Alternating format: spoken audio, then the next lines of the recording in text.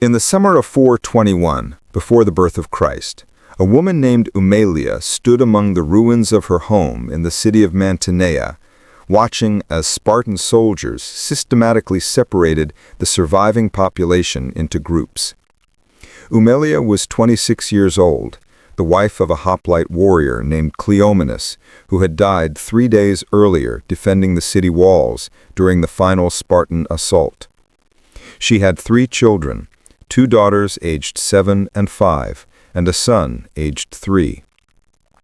For 3 days she had hidden with her children in the cellar of her house while the battle raged above, listening to the sounds of combat, the screams of the dying, the eventual silence that meant the city had fallen. Now Spartan officers moved through the ruins, organizing the survivors. The men who had surrendered, those few who remained alive, were being marched away in chains. The elderly and very young children were being gathered separately. And the women of childbearing age, women like Umelia, were being assembled into another group, examined by Spartan commanders who walked among them, assessing them like one might assess livestock at a market.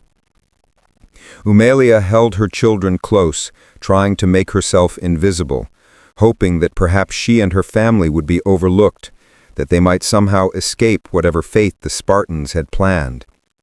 But a Spartan officer approached her, looked at her appraisingly, and asked her age and whether the children with her were hers. When she answered, he nodded and made a mark on a wax tablet he carried, then moved on to the next woman, without explanation. That evening, Umelia and approximately 200 other women from Mantinea were separated from their children and marched out of the city under Spartan guard. The women's screams and pleas as they were torn from their children echoed through the ruins. Umelia's 3-year-old son cried out for her, trying to run after her, held back by an elderly woman who had been designated to care for the children left behind.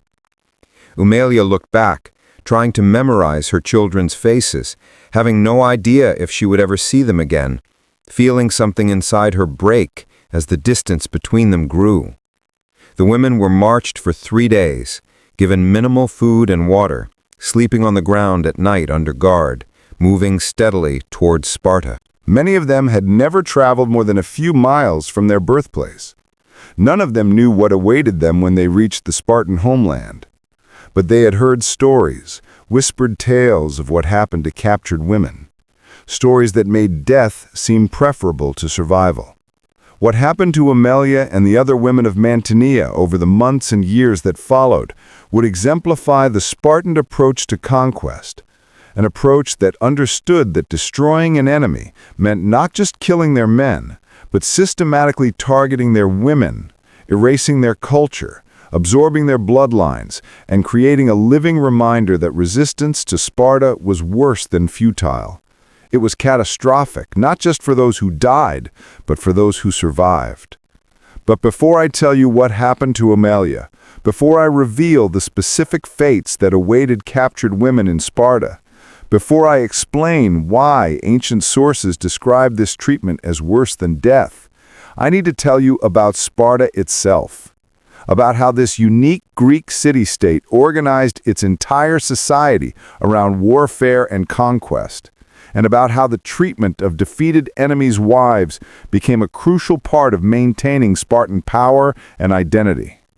This is the story of what Spartans did to the wives of defeated warriors, why these practices were considered fates worse than death, even in an ancient world accustomed to brutality, and how Sparta's systematic targeting of women served strategic purposes that went beyond the battlefield.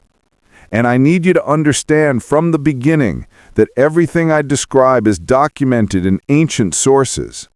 Plutarch, Xenophon, Herodotus, Thucydides, historians who wrote about Spartan practices based on their own observations or accounts from people who had experienced or witnessed these events. If you want to understand how conquest has targeted women throughout history, how systematic practices of forced reproduction and identity erasure have functioned as weapons of war, how societies can normalize atrocities by framing them as strategic necessities, then you need to watch this entire video. Subscribe to this channel right now, because what you're about to learn will change how you understand ancient warfare and how women have been systematically targeted throughout military history. Hit that subscribe button and tell me in the comments where you're watching from and what you know about Sparta. Now, let me tell you about the Spartan system. Because to understand what happened to women like Umelia, you need to understand how Sparta organized its entire society around the production of warriors and the maintenance of military supremacy. Sparta was unique among Greek city-states. While Athens developed democracy and philosophy and art, while other Greek cities built monuments and pursued trade and created cultural achievements, Sparta dedicated itself entirely to warfare. Every aspect of Spartan society was organized around creating the most effective warriors possible and maintaining military dominance over both neighboring Greek states and over the massive population of enslaved people called Helots, who worked Spartan lands and allowed Spartan citizens to focus entirely on military training. Spartan boys were taken from their families at age 7 and raised by the state in a brutal training system called the agoge. They learned to fight, to endure pain, to obey orders without question, to value the state above all else, including their own lives and families. They lived in communal barracks, ate together, trained together, fought together. Individual identity was suppressed in favor of collective identity as Spartans. Weakness was not tolerated. Infants judged too weak or deformed were reportedly exposed and left to die. The society was organized entirely around producing warriors who would fight effectively as a unit and who would never retreat or surrender, regardless of circumstances. Spartan men were warriors first, and everything else second. They did not work the land. That was done by Helots. They did not engage in trade or crafts. Those were beneath them or handled by a class of non-citizens called periokoi. They existed to fight, and they were extraordinarily good at it. For centuries, Sparta fielded the most feared military force in the Greek world, an army of professional warriors who had trained for combat their entire lives. But maintaining the system required certain elements that shaped Spartan ideology and practice. First, Sparta needed a large population of enslaved Helots to work the land and support the warrior class. The Helots vastly outnumbered Spartan citizens, perhaps 10 Helots for every Spartan, creating a constant fear of Helot rebellion that influenced how Sparta treated both Helots and defeated enemies. Second, Sparta needed to maintain its citizen population by producing enough children to replace warriors who died in battle. And third, Sparta needed to ensure that defeated enemies could never rise again to threaten Spartan power. These requirements led Sparta to develop systematic practices for dealing with conquered populations, particularly with the women of defeated enemies, and these practices went beyond simple enslavement or killing. They involved deliberate targeting of women for purposes that combined pragmatic strategy with psychological warfare, reproductive control with cultural destruction. Let me tell you about the first principle of Sparta's approach to captured women: the understanding that women were the key to destroying an enemy permanently. Killing the men of a defeated city removed one generation of warriors, but the women would bear the next generation, and if allowed to maintain their cultural identity and pass it on to their children, they could create a new generation of enemies. So Sparta developed methods to prevent this. Methods that involved controlling women's reproduction, erasing their cultural identity, and absorbing them into Spartan society in ways that ensured their children would serve Sparta rather than seeking revenge for their defeated fathers. When Sparta conquered a city or defeated an enemy in battle, the treatment of surviving populations followed certain patterns that were refined over centuries of conquest. The male warriors would typically be killed either in battle or after surrender. Male civilians of military age might also be executed or enslaved, depending on how fiercely the city had resisted. Elderly people and very young children were sometimes allowed to remain in the conquered territory under Spartan oversight, or they might be relocated or enslaved, depending on circumstances. But women of childbearing age, roughly ages 15 to 40, received special attention because they represented both a threat and an opportunity. These women would be gathered and assessed by Spartan commanders. The assessment considered several factors: their age and apparent health, their social status in the conquered city, whether they had valuable skills, and whether they had children.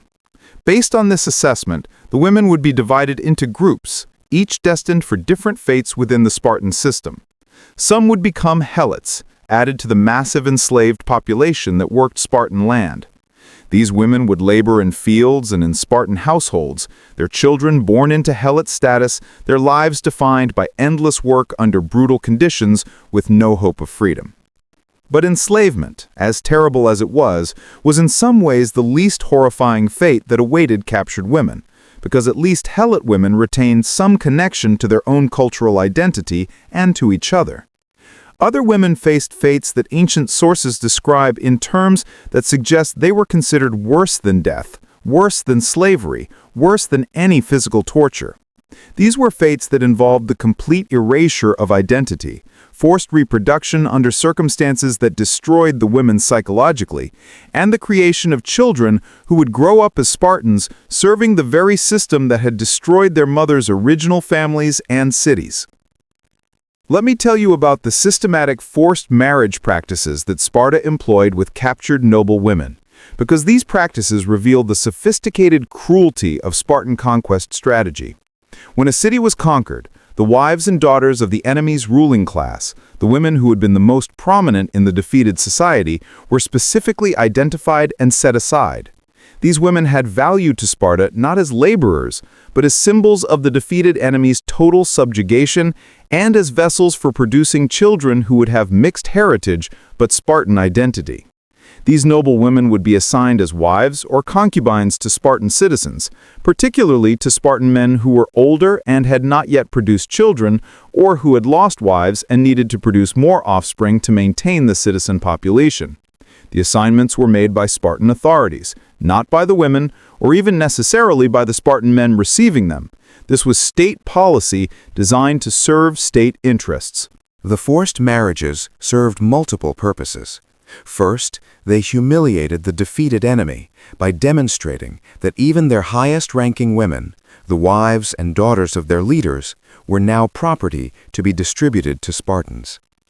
Second, they produced children who would be raised as Spartans, but who carried the blood of the conquered people, creating a visible demonstration that the conquered population had been absorbed into Sparta.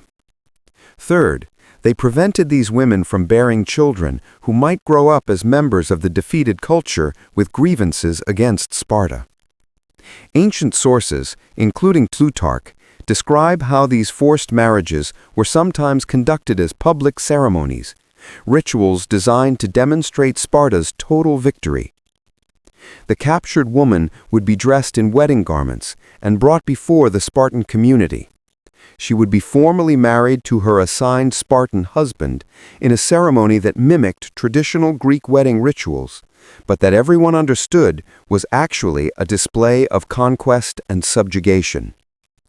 The woman would be forced to participate in the ceremony, to speak the required words, to go through the motions of a willing bride, while everyone present knew she was a captive, whose former husband had likely been killed by Spartans days or weeks earlier.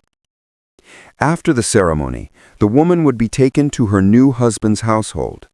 There she would be expected to fulfill all the duties of a Spartan wife, managing the household, bearing children, raising those children as Spartans. But she would always be marked as a captive, as an outsider, as someone whose presence in the household was a reminder of Spartan conquest. The children she bore would be considered Spartan citizens if the father was a Spartan citizen, but they would carry the knowledge of their mother's origin, would grow up hearing, or not hearing, which was perhaps worse, about the city their mother came from and the family she had lost. For the captured woman, this fate was described by contemporary sources as worse than death, because it involved not just survival under subjugation, but active participation in the destruction of her own culture. She would be forced to raise children as Spartans, teaching them Spartan values, watching them grow up to potentially become warriors who might fight against any remnants of her original people. She would be forced to manage a household for the man whose people had killed her first husband, destroyed her city, and stolen her from her children, if she had any. She would live every day in a state between captivity and marriage, neither free nor simply enslaved, but occupying a role that required her to perform normally while experiencing ongoing trauma. Ancient accounts suggest that some women found ways to adapt to these circumstances, to create lives within the constraints imposed on them. They might form attachments to their new children, even while mourning the families they had lost. They might find small dignities or small rebellions within their households. But sources also describe women who never adapted, who lived their entire lives in states of depression or grief, who refused to fully participate in Spartan society, even when doing so brought punishment. Some women reportedly took their own lives rather than accept these forced marriages. Plutarch and other sources describe instances of captured noble women choosing death over dishonor, throwing themselves from cliffs or finding other means of escape before they could be assigned to Spartan husbands. These deaths were sometimes portrayed in Greek literature as examples of feminine virtue and honor, women choosing death to preserve their loyalty to their deceased husbands and their original cities. But the fact that such choices were necessary, that women had to choose between death and forced marriage to their conquerors, reveals the horror of the system Sparta had created. But forced marriages to Spartan citizens were not the only fate that captured women faced. Let me tell you about another practice that ancient sources describe in terms even more horrifying: the systematic use of captured women in what can only be described as state-directed breeding programs designed to produce specific types of offspring for Spartan purposes. Sparta's ideology emphasized the importance of producing strong warriors. Spartan citizens practiced selective breeding in their own population. Women were encouraged to engage in physical training to make them strong mothers. Marriages were arranged to produce the best offspring. And, as I mentioned earlier, infants deemed too weak were eliminated. This eugenic ideology extended to how Sparta dealt with conquered populations. Some captured women, particularly those from populations that Spartans considered to have desirable characteristics, height, strength, beauty, intelligence, were assigned not as wives to Spartan citizens, but as what sources obliquely referred to as breeding partners, in arrangements designed to produce children for specific purposes.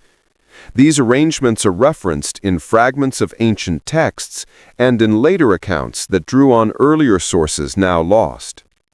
The details are sometimes vague because Greek writers were often uncomfortable describing these practices explicitly, but the basic outline is clear enough. Women might be paired with Spartan men specifically to produce children who would be raised as Spartans but who carried traits from the conquered population. Or they might be paired with helots, enslaved men of mixed or non-Spartan origin, to produce children who would be born into helot status, but who would have specific characteristics that made them valuable for particular types of labor or service. These arrangements were not marriages in any meaningful sense. They were reproductive assignments, treating both the women and sometimes the men as breeding stock, their value determined entirely by the children they might produce, and the purposes those children might serve. The women in these arrangements had no legal protections, no social status, no ability to refuse or to leave. They existed to bear children according to Spartan state planning, and their lives were defined entirely by that reproductive function. The children born from these unions occupied complicated positions in Spartan society. If born to a Spartan father and a captured mother, they might be considered citizens, but would always carry the taint of mixed heritage. If born to helot fathers, or in arrangements that did not involve citizen fathers, they would be helots themselves, born into slavery, inheriting their mother's subjugated status. These children grew up knowing they were products of conquest, that their existence served Spartan interests, that their mothers had been targeted and used specifically to produce them. For the mothers, bearing children under these circumstances created profound psychological conflict. The children were their children, and maternal attachment is powerful. But the children were also products of arrangements the mothers had not chosen, growing up to serve the people who had destroyed the mother's original families. Sources suggest that some mothers in these situations were able to love their children despite the circumstances of their conception. Others struggled with resentment or grief that complicated their relationships with offspring who reminded them constantly of their subjugation. The systematic nature of these practices is important to understand. This was not random violence or individual soldiers acting on their own impulses. This was state policy implemented according to plans made by Spartan authorities, designed to serve strategic objectives. The targeting of women for reproductive purposes was as carefully planned as military campaigns, and the results, children of mixed heritage who would serve Spartan interests, were intended outcomes that supported Sparta's long-term dominance. Now let me tell you about the Helot system and how captured women were integrated into this massive enslaved population, because this was the fate of many, if not most, women from conquered territories. The Helots were the foundation of Spartan society, the enslaved population that worked the land and allowed Spartan citizens to focus entirely on warfare. Helots were state property, rather than owned by individual Spartans, though they were assigned to work specific Spartan land holdings.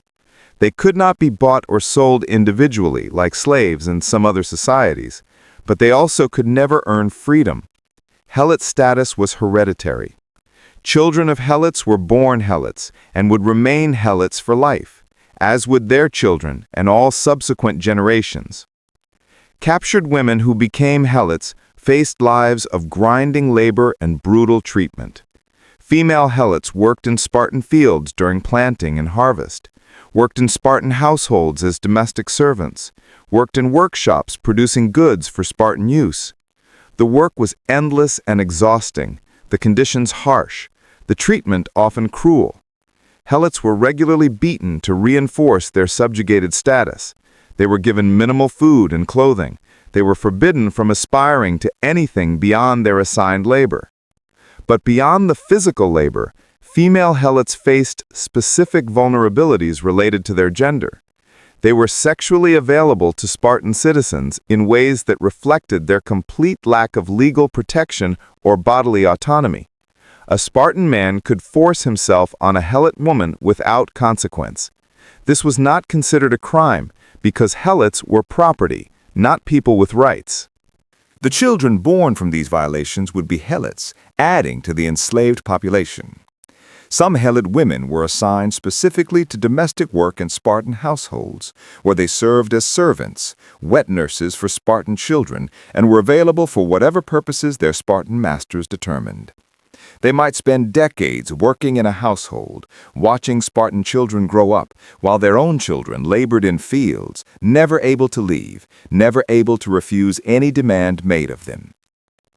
The psychological dimensions of Helot life for captured women were in some ways worse than the physical hardships.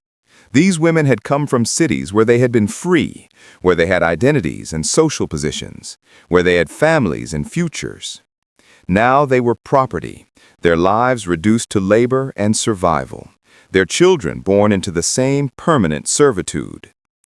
They lived surrounded by other Helots, many of whom had been enslaved for generations, and they saw in those multi-generational Helot families their own future. Not just their own enslavement, but their children's and grandchildren's extending forever with no hope of change. Sparta maintained the Helot system through systematic terror. The Spartans understood that Helots vastly outnumbered citizens, and that if Helots ever organized effective resistance, they could potentially overwhelm their masters. So Sparta employed practices designed to keep Helots fearful and divided. One such practice was the crypteia, a rite of passage for young Spartan men that involved secretly hunting and killing Helots who were deemed dangerous or uppity. Young Spartans would be sent into the countryside with weapons and instructions to kill Helots who seemed strong or bold, or who showed signs of potential leadership. Helot women were sometimes targets of the crypteia, if they were seen as troublemakers or if they simply happened to be in the wrong place at the wrong time. The crypteia served multiple purposes. It gave young Spartans practice in stalking and killing, while reinforcing the ideology that Helots were enemies to be eliminated without mercy. It terrorized the Helot population by demonstrating that any Helot could be killed at any time, for any reason or no reason. It eliminated Helots who might become leaders of resistance. The practice was designed to maintain fear and submission across the entire Helot population. For Helot women, particularly those who had been captured from conquered cities and who remembered freedom, the crypteia was a constant threat hanging over their lives. They lived knowing that showing too much spirit or capability might mark them for elimination. They learned to make themselves invisible, to suppress any qualities that might be interpreted as dangerous, to teach their children to do the same. The psychological weight of living under this constant threat, combined with the physical hardships of Helot labor, created lives defined by fear and exhaustion. Now, let me tell you about the public humiliation practices that Sparta employed with captured women, because these reveal how Sparta used ritual degradation as a weapon of psychological warfare.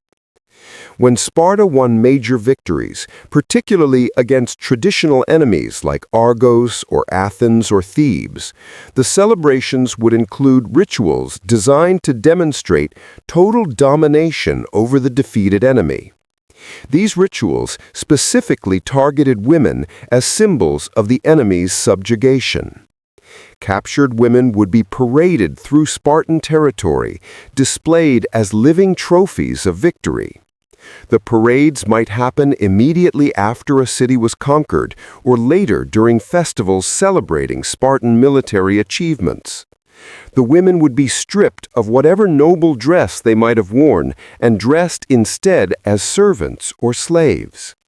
If they had been prominent in their original cities, wives of leaders, priestesses, women of high status, their fall would be made as visible as possible. The women would be marched through Spartan territory while citizens watched and jeered. Spartan women, who themselves occupied a unique position in Greek society, with more freedom and authority than women in most other Greek cities, would sometimes participate in mocking captured women. The Spartan women would shout insults about the captured women's weakness, their failure to produce warriors strong enough to defend their cities, their inferior status compared to Spartan women who produced Sparta's dominant warriors. This gendered aspect of the humiliation was particularly cruel. The captured women were being mocked by other women, their shared gender providing no protection or solidarity, but instead becoming another vector for humiliation. The Spartan women's participation demonstrated how completely Spartan ideology had shaped their worldview, how they had internalized beliefs about Spartan superiority so thoroughly that they could participate in degrading women from other cities without apparent sympathy. The parades and public displays served strategic purposes beyond simply entertaining Spartans.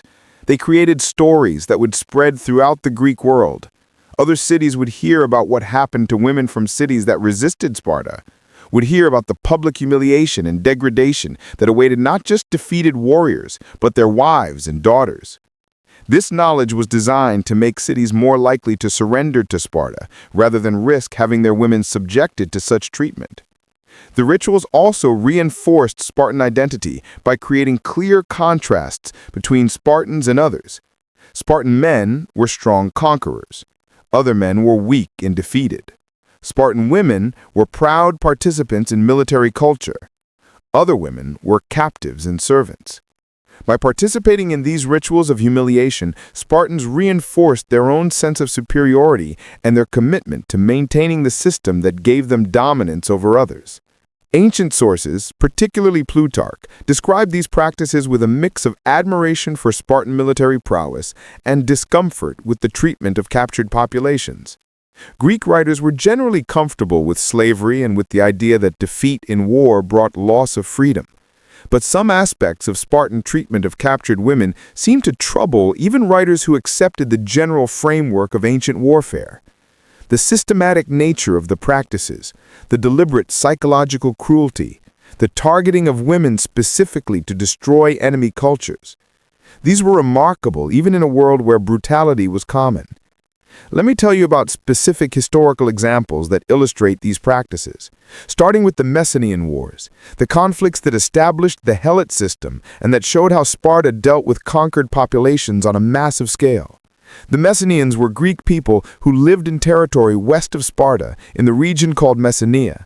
In the 8th and 7th centuries BCE, Sparta conducted two major wars to conquer Mantinea, wars that lasted for decades and that ended with the entire Mantinean population being enslaved.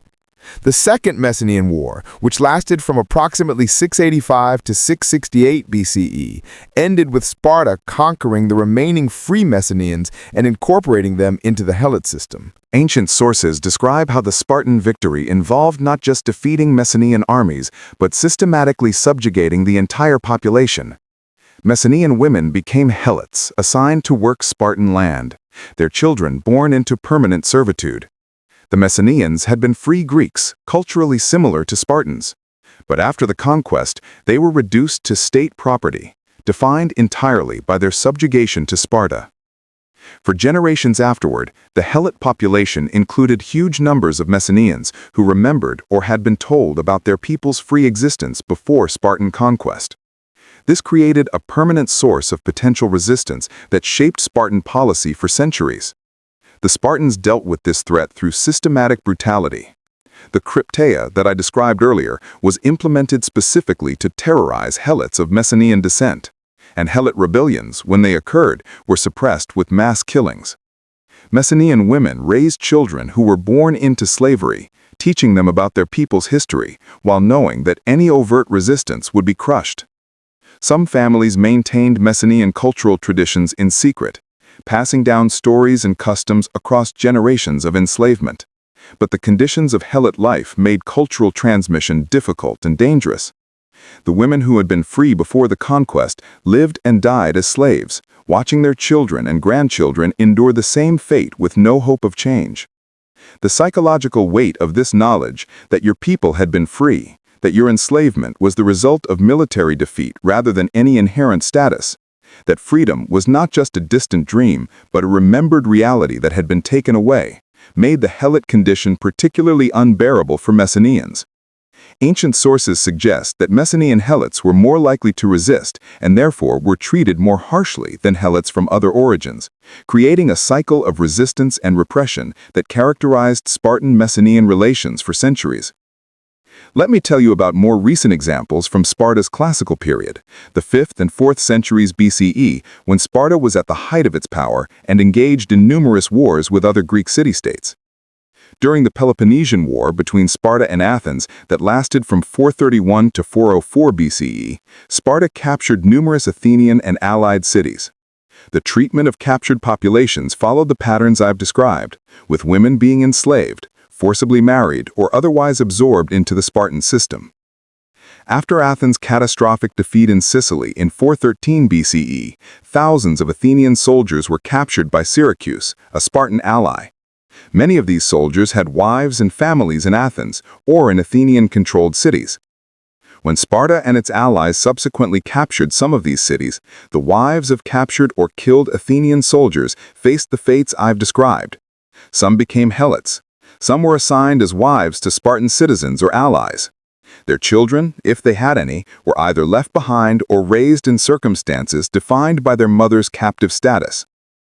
Plutarch describes how captured Athenian women, particularly those from prominent families, were sometimes used by Sparta as tools for political manipulation.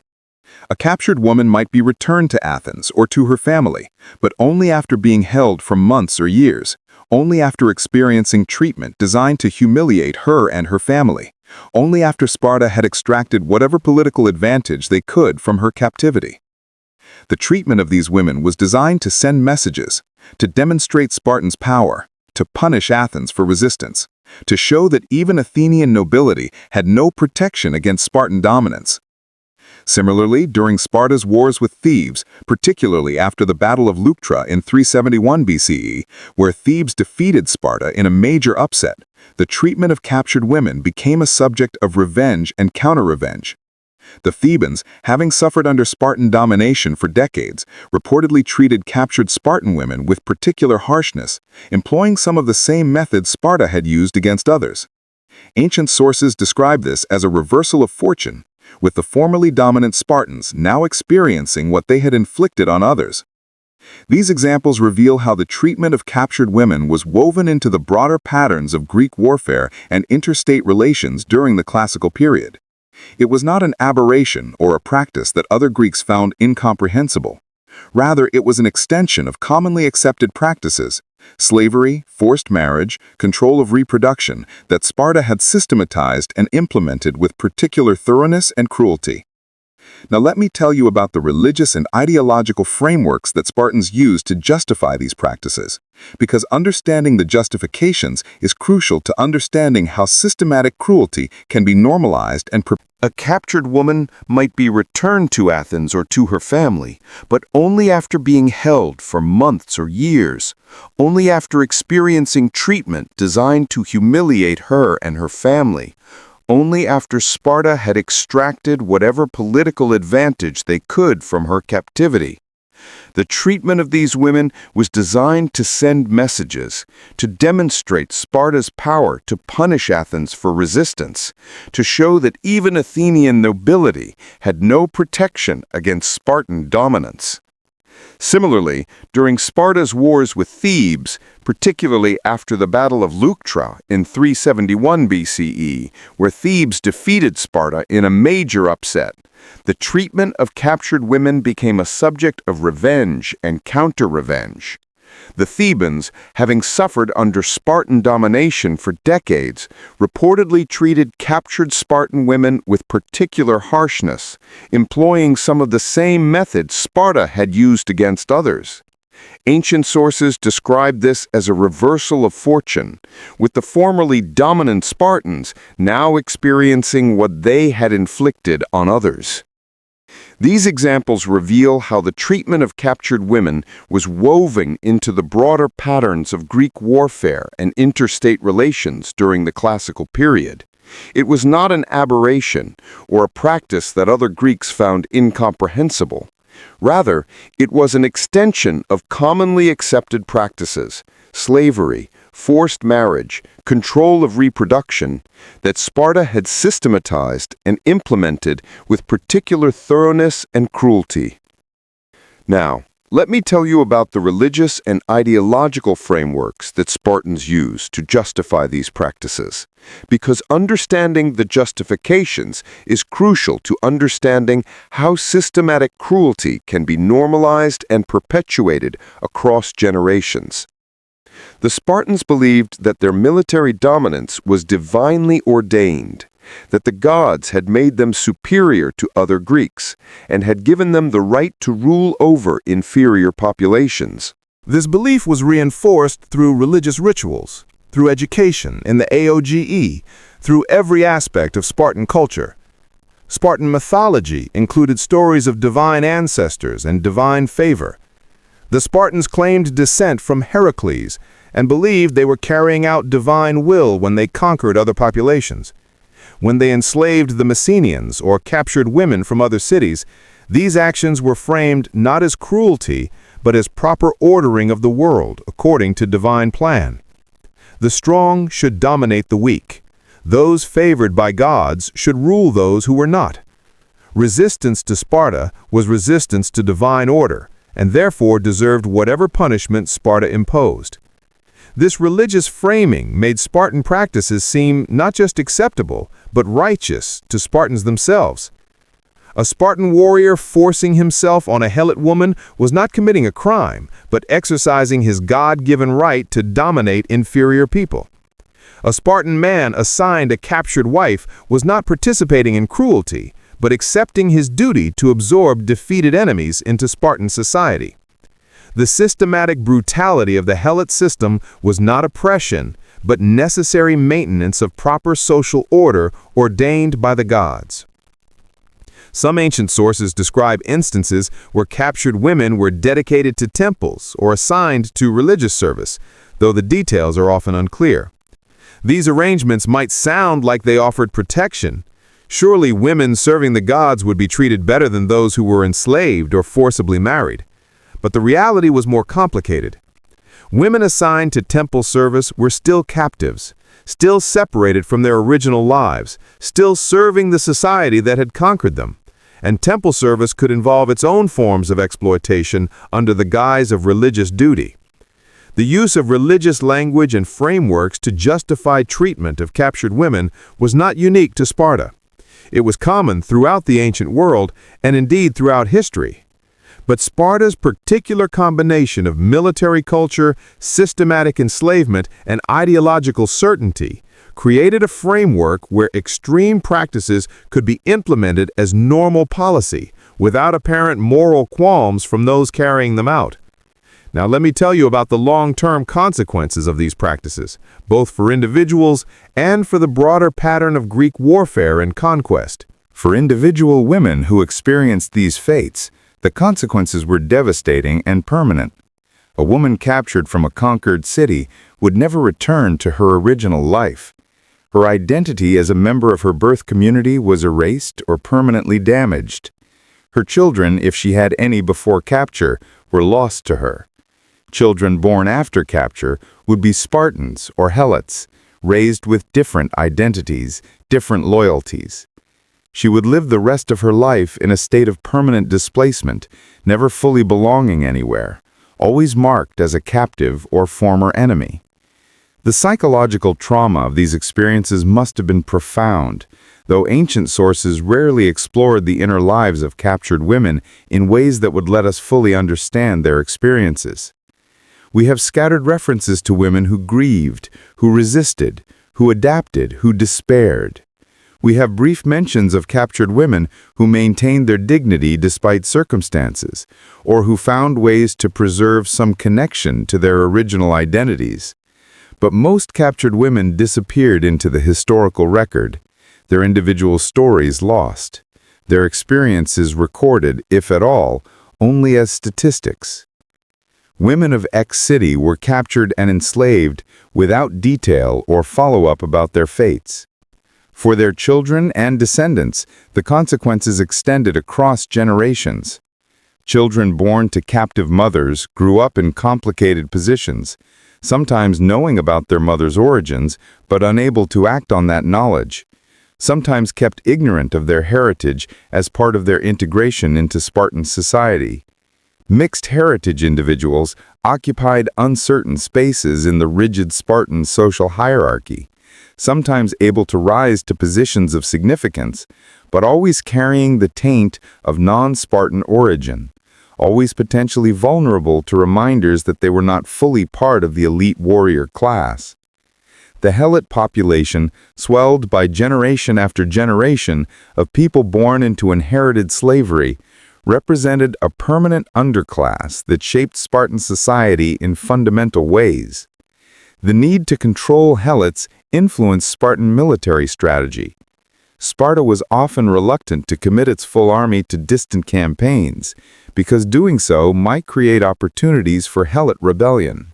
The fear of Helot uprising shaped Spartan domestic policy, leading to the systematic terror of the Cryptelia and to laws limiting Helot movement and assembly. The existence of this massive enslaved population made Sparta wealthy enough to support its warrior class, but also made Sparta vulnerable in ways that would eventually contribute to its decline. On a broader level, Sparta's practices influenced how other Greek city-states thought about and dealt with conquered populations. While Sparta was extreme in its systematization of these practices, other cities employed similar methods when they could. The idea that capturing enemy women and controlling their reproduction was a legitimate tool of conquest was widely accepted in the Greek world. Athens, Thebes, and other cities that were rivals or enemies of Sparta all practiced forms of slavery. All took captives in war. All employed the reproductive labor of enslaved women. But Sparta's particular reputation for systematic cruelty and for thoroughgoing subjugation of conquered populations made other Greeks both fearful and critical. Ancient writers expressed discomfort with Spartan practices, even while acknowledging Spartan military effectiveness. The tension between admiration for Spartan warrior prowess and discomfort with Spartan treatment of Helots and captives runs through many ancient texts about Sparta. This tension reflected a broader ambivalence in Greek culture about conquest and slavery. Greeks generally accepted that defeat in war could lead to enslavement, and that victors had rights over defeated populations. But there were also Greek philosophical traditions that questioned whether such treatment was just, whether all people deserved certain basic dignities, whether the permanent subjugation of populations like the Helots was sustainable or ethical. These debates influenced political philosophy and ethics in ways that would echo through Western thought for millennia.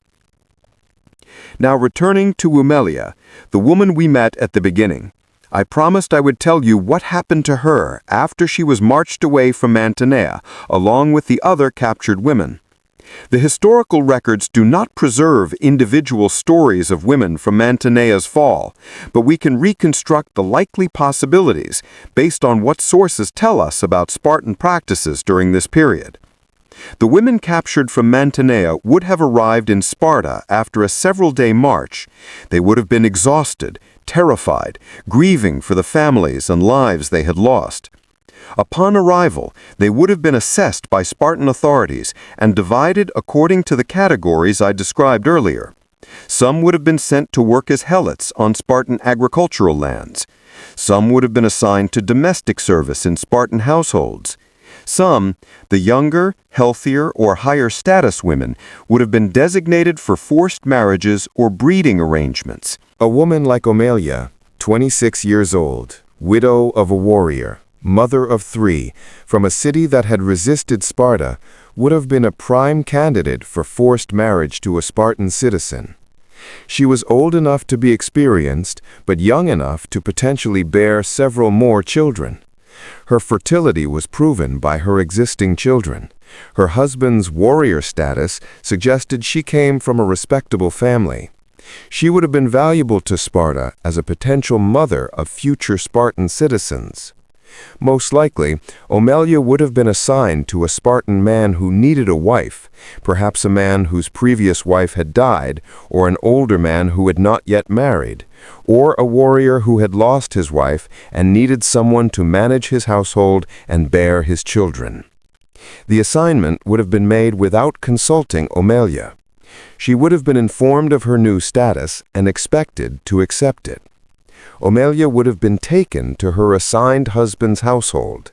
There she would have met the man who would be her master and husband, the man whose people had destroyed her city and killed her first husband.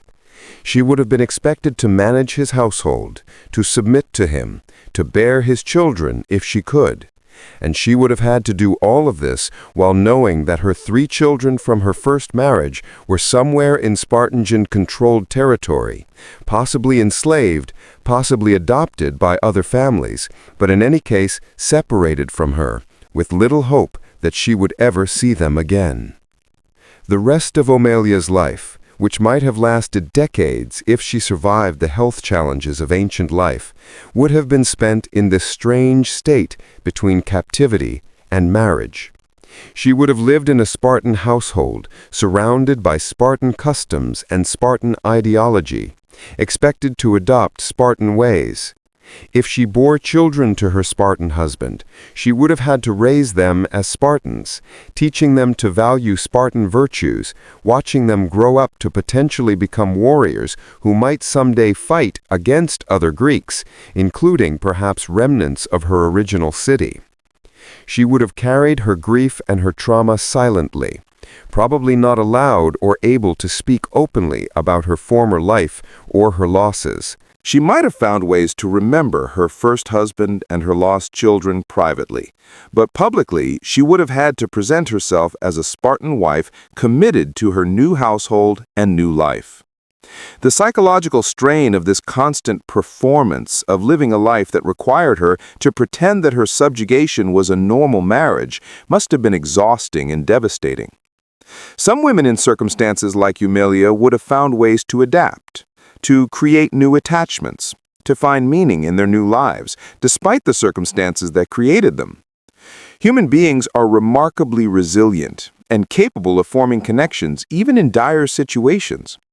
A woman forced into marriage with her conqueror might develop genuine feelings for children born from that marriage, might find ways to take pride in managing a household well, might create friendships with other women in similar circumstances. But adaptation did not mean acceptance or happiness. Ancient sources suggest that women in these situations often lived with permanent grief and anger that they had to keep hidden. They might go through the motions of Spartan life while internally remaining loyal to their original identities and mourning what they had lost.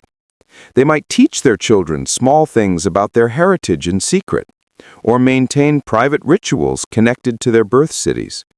Or they might try to forget, to suppress memories that were too painful to carry, to convince themselves that their current lives were their only reality. We don't know which path Umelia took or what the rest of her life was like.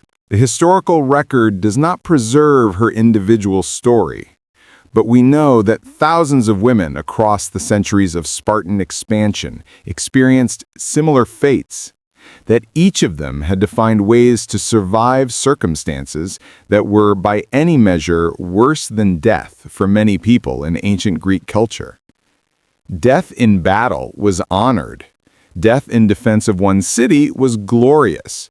But survival as a captive, forced marriage to one's conquerors, raising children for the people who had destroyed one's original family, this was degradation, dishonor, a living death that lasted for decades.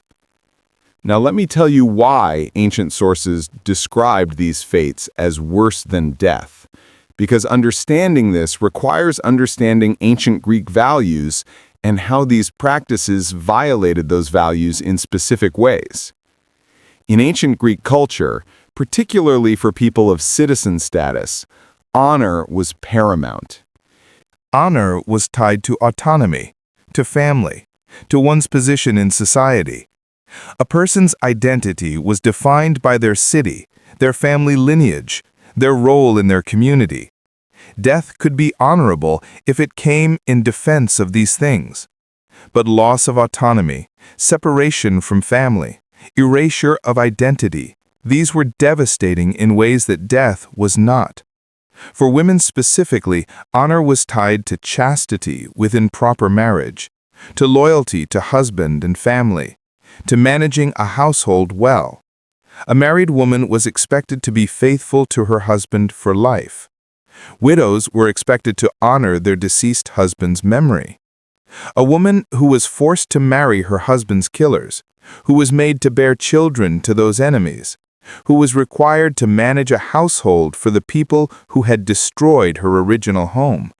This violated every expectation of feminine honor in Greek culture.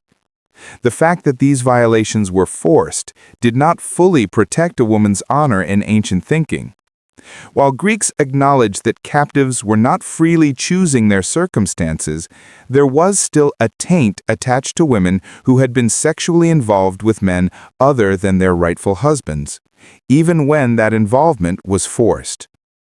A woman who survived captivity and forced marriage would be seen as diminished, as having lost something essential, even though she bore no moral responsibility for that loss. This is why ancient sources sometimes praise women who chose suicide rather than captivity, portraying such choices as the ultimate demonstration of virtue and honor. A woman who killed herself rather than be forced into marriage with her conquerors was preserving her honor through death. Her loyalty to her deceased husband remained intact. Her identity as a member of her original city remained uncompromised. Death became the only way to maintain dignity in circumstances where survival meant permanent dishonor.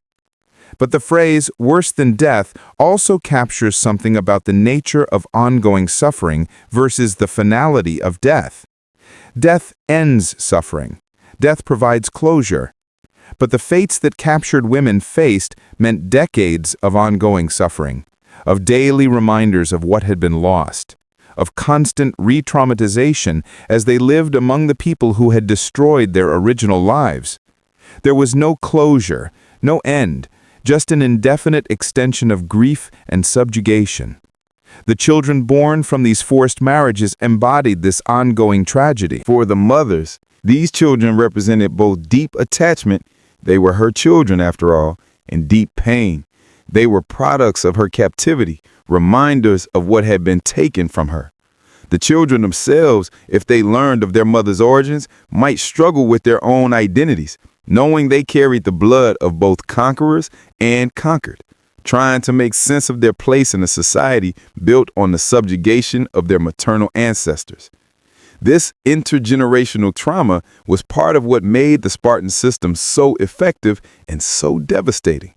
The damage did not end with one generation. It carried forward, creating families and individuals who bore the psychological and social scars of conquest for their entire lives, and who passed some of those scars on to their own descendants. Now, let me tell you about how this system eventually contributed to Sparta's decline, because the very practices that built Spartan power also contained the seeds of Sparta's eventual fall from dominance. The Helot system that Sparta depended on required constant military vigilance to prevent rebellion.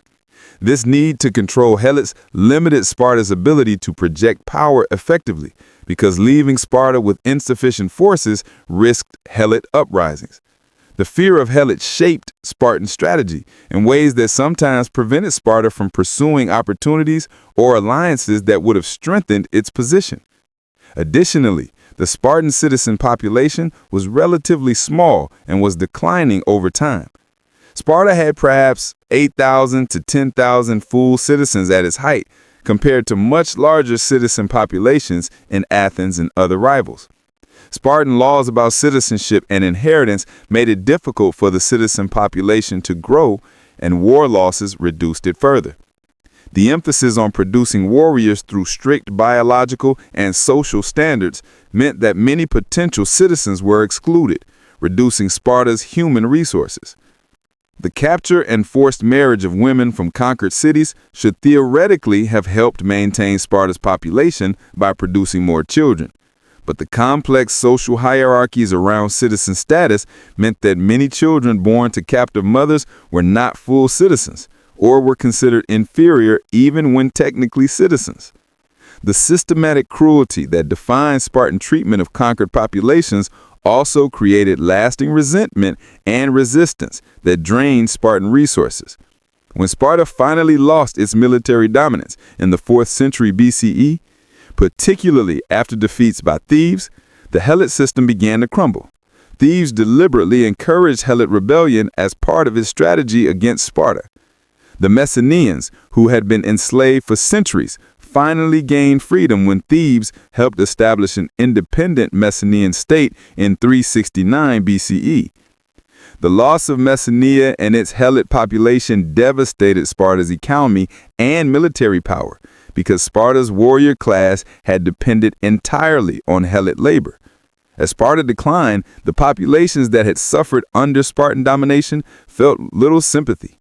The memories of how Sparta had treated conquered populations, particularly women, meant that few were willing to help Sparta in its time of weakness. The cruelty that had built Spartan power became part of the reason other Greeks were willing to see Sparta fall. The irony is that Sparta's systematic brutality, which seemed like strength, and which did produce centuries of military dominance, ultimately undermined the very power it was designed to maintain. By creating such deep resentment among subject populations, by reducing everything to force and fear, by treating conquered peoples with such systematic cruelty, Sparta ensured that when its military power weakened, there would be no goodwill or loyalty to fall back on, only the accumulated rage of populations who had suffered under Spartan domination and who seized the first opportunity to break free. This pattern, where systematic cruelty creates short-term dominance but long-term instability, appears throughout history. Empires built purely on force and fear tend to be fragile, collapsing quickly when their military power weakens because they have created no bonds of loyalty or cooperation, only resentment waiting for the chance to express itself. Sparta is perhaps the most extreme ancient example of this dynamic, a state so committed to force as the sole basis of power that it created nothing else to hold its system together. Now, as we reach the end of this history, let me tell you what we should take away from understanding these practices. The story of what Spartans did to wives of defeated warriors is not just ancient history. It's a case study in how systematic targeting of women has been used as a weapon of war, how reproductive control has functioned as a tool of conquest, how the erasure of cultural identity has been implemented across generations. These practices worked in achieving their immediate objectives. Sparta maintained dominance over subject populations for centuries. Captured women were successfully absorbed into Spartan society in ways that prevented them from raising children who might resist Sparta. The Helot system provided the economic foundation for Spartan military power.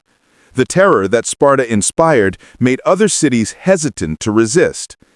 But the human cost was immeasurable. Thousands of women experienced fates that ancient sources describe as worse than death. Families were destroyed. Children grew up separated from their mothers or raised in circumstances defined by their mother's subjugation. Generations of people lived as helots, inheriting enslaved status, denied freedom or dignity. The psychological trauma extended across multiple generations. Understanding this history helps us recognize patterns that have appeared throughout history in different forms.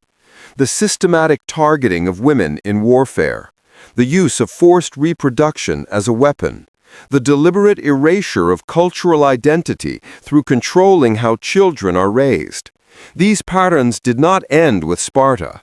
They have appeared in conquest and colonization throughout history, in cattle slavery systems, in modern conflicts where control of reproduction and erasure of identity remain weapons. Recognizing these patterns is crucial to preventing their recurrence and to supporting survivors when they do occur. The women who experience these fates in ancient Sparta, like women who have experienced similar targeting throughout history, deserve to be remembered not as abstract victims or as symbols, but as human beings who suffered, who survived, or did not survive, who tried to maintain dignity under circumstances designed to destroy it. What do you think about this history? How should we remember Sparta for its military achievements or for the systematic cruelty that those achievements required? Can we acknowledge both? How do we honor the memory of people like Umelia and the thousands of other women whose individual stories are lost, but whose collective experience shaped ancient history? Leave your comments below. If you believe this history needs to be told, that understanding how systematic targeting of women has functioned as a weapon of war is crucial to preventing similar practices in the future, then subscribe to this channel and share this video. Hit that subscribe button right now. The ruins of ancient Sparta still exist in modern Greece. Tourists visit them, walking among the remains of temples and theaters and training grounds where young Spartans learned to be warriors. But the Helot villages where captive women lived in slavery are gone, unmarked, their locations lost to history. The households where captive wives raised children for their conquerors are forgotten. The individual graves of women like Umelia, if they had graves at all, are anonymous and lost. The stones do not remember these women. The ancient sources barely recorded their experiences.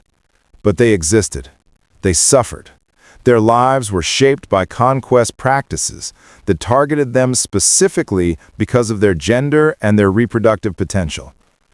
Their experiences multiplied across thousands of women over centuries represent a massive human cost that underlies the story of Spartan power. Remember Umelia, separated from her children and forced into a marriage with her conquerors. Remember the Messenian women, enslaved for generations, maintaining fragments of cultural memory across centuries of servitude. Remember the captured noblewomen, displayed in humiliating parades to demonstrate Spartans' dominance. Remember all the women whose names we do not know, whose individual stories are lost, but whose collective experience reveals the true cost of military conquest built on systematic targeting of women. They were people. They loved their children. They grieved for their losses. They tried to survive impossible circumstances. They existed, and they deserve to be remembered not as footnotes to Spartan military history, but as human beings whose suffering was not incidental to conquest, but central to how ancient warfare functioned, whose treatment reveals truths about power and gender and violence that remain relevant today.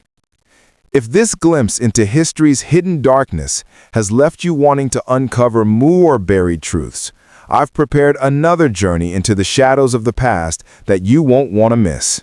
Click on the video appearing on your screen now to discover another shocking chapter that history tried to erase. And if you found this exploration as compelling as I did, hit that subscribe button so we can continue peeling back the layers of history together. These forgotten voices deserve to be heard, and there are so many more stories waiting to be told.